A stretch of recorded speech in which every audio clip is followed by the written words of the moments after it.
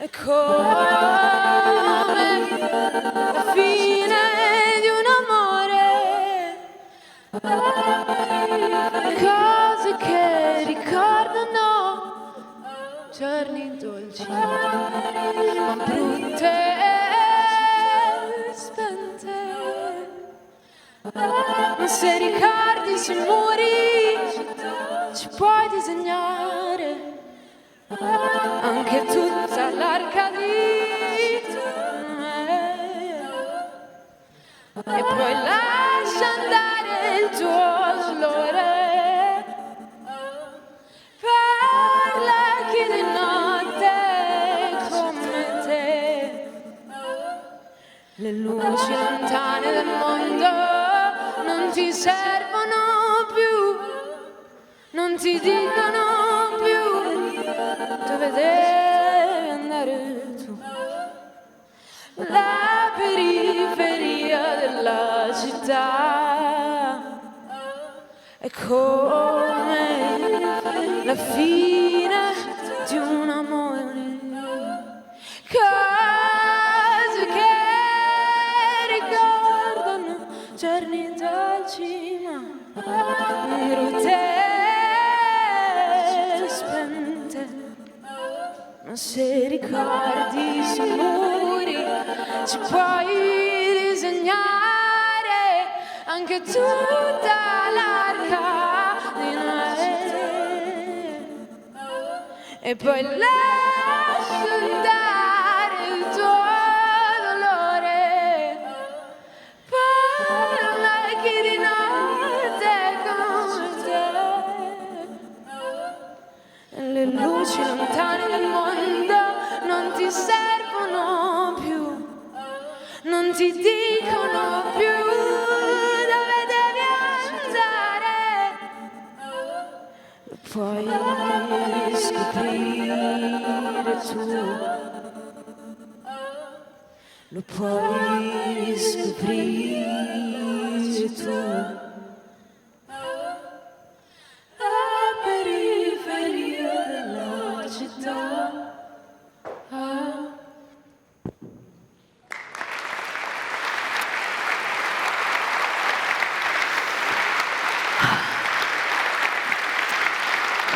Grazie.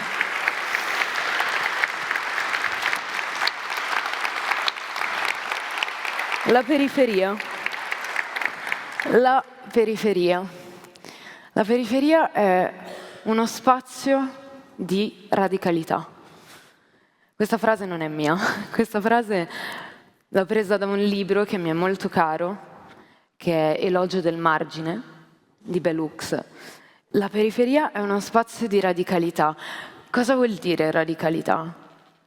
Per me significa andare alla radice, sradicare e ripiantare. Andare alla radice, sradicare e ripiantare. La periferia è quel luogo verso il quale vengono spinte tutte le persone che non si adeguano allo standard e alla norma, che non sono all'altezza, che siano persone povere, persone razzializzate, persone queer. Se non vi suona tanto la parola queer, posso fare delle lezioni di propaganda gender più tardi in pausa pranzo, non vi preoccupate. La pericolosissima teoria gender, ma non vi preoccupate. Quindi dunque la periferia, queste persone si ritrovano nella periferia, fisica e anche metaforica. Quindi la periferia diventa un luogo sicuro in cui rifugiarsi e incontrare altre persone simili a noi, ma diventa anche un laboratorio, un luogo da cui si può provare a immaginare dei mondi diversi. E com'è possibile? Perché a partire dalla scarsità, e qui sto proprio forse malamente traducendo un termine tecnico-economico, la scarcity, che è una mancanza indotta dal sistema, che diventa magicamente una risorsa, diventa una nuova strada da aprire nel cervello proprio e delle altre persone. Diventa un modo, un punto da cui partire, un punto di vista da cui decostruire quello che è noto per provare a costruire qualcosa che è ancora ignoto. E qui voi giustamente mi direte, ma questa è pura utopia. Sì, esattamente, è proprio quello. Io sono grande fan dell'utopia, credo fortemente nelle utopie, soprattutto da quando ho visto coi miei occhi persone che sono state in grado di immaginare, a partire dalla scarsità, dei tipi di ricchezza diversi, che si basano non sul consumo, ma sullo scambio. Non sul dare un servizio, ma sul prendersi cura l'una dell'altra. Sì, avete indovinato, una ricchezza che si allontana di molto dal capitalismo. E qui, vabbè, forse l'avevate già immaginato da, non lo so, i tatuaggi, i capelli, come sono vestita, la keffia, insomma. Io sono qui oggi non solo come musicista, come artista, come cantante, ma anche in quanto attivista, in rappresentanza, direi, di una prospettiva politica radicale. Quando dico rappresentanza, ovviamente non intendo dire che pretendo di rappresentare tutti e tutte, però sento una grande, grande responsabilità nell'avere questo privilegio enorme di avere una piattaforma così grande per poter dire quello che penso. L'artista deve riflettere i tempi. The artist must reflect the times. Diceva niente poco di meno che Nina Simone. Una delle artiste più preziose che la storia ci ha regalato e che era anche una che si batteva parecchio per i diritti civili dei neri negli Stati Uniti, aveva idee anche un bel po' più radicali di Martin Luther King, ma ecco. Tutto questo per dire che in quanto artista io sento che se facessi solo musica senza parlare di quello che sta alla periferia del mondo, starei semplicemente fungendo da circenses per il panem et circenses dell'imperatore di turno e a me questa cosa non va. Quindi io oggi sono qui come musicista, come cantante, come artista, come attivista, come figlia, come compagno, come fratello, come sorella, come tutte le cose che fanno parte di me, che rendono me me. E sono qui intanto con gioia e col cuore in mano per condividere la musica che faccio, ma anche per raccontarvi che tutta quella galassia di movimenti dal basso, di attivisti, di realtà di cui faccio parte, che vengono spesso definite dal mondo dell'informazione più o meno schierato come facinorosi, rivoltosi, violenti. Adesso, grazie al nuovo DDL sicurezza, direttamente terroristi, non so se avete sentito. In realtà, quelle realtà lì sono state l'esempio più vivido che io abbia mai toccato di cura.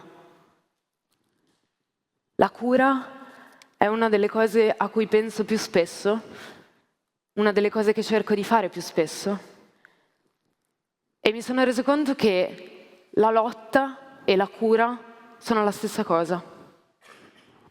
Non mi credete? Facciamo questo ragionamento insieme. Prendersi cura di qualcuno, cosa significa?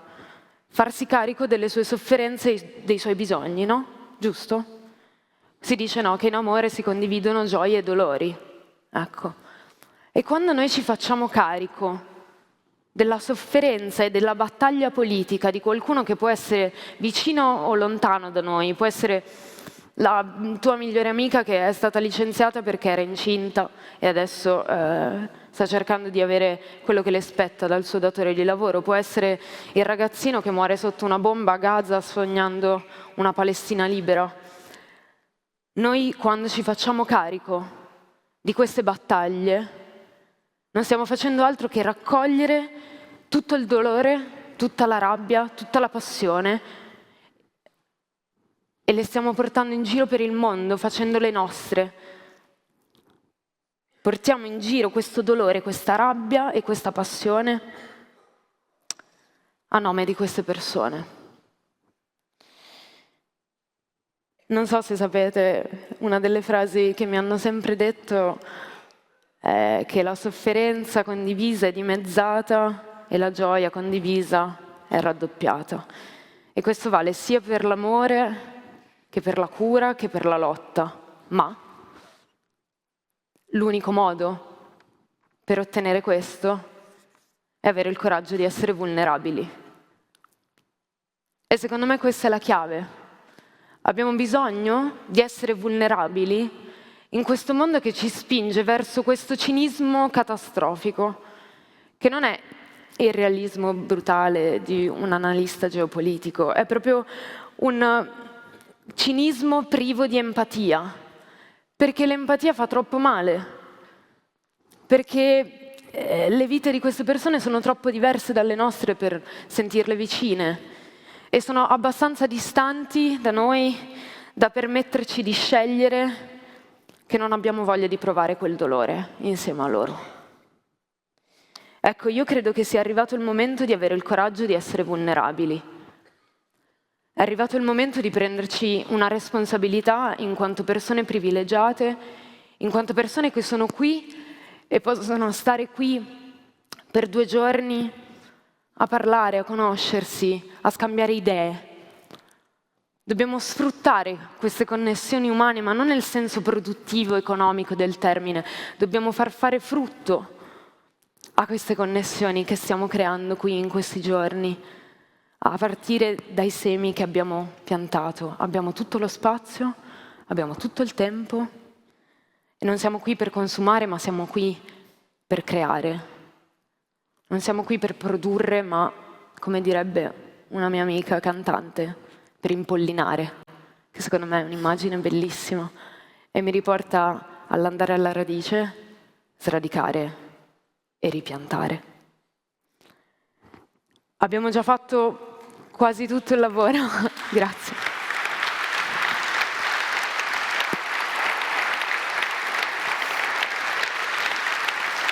Io credo che abbiamo già fatto tanto lavoro in questi giorni, abbiamo imparato ad ascoltare delle idee che non ci aspettavamo di ascoltare, abbiamo imparato ad abbandonare gli stereotipi che ci opprimono, abbiamo imparato a capire la distopia in cui viviamo e adesso io vorrei che provassimo a immaginare l'utopia. Vorrei che sentissimo, credo che vogliamo, possiamo sentirci, sentire le persone, nel senso di sentire, e sentire con le persone, che guarda caso è proprio il principio base della musica, il sentire insieme. E quindi sentitemi, sentitevi, sentiamoci.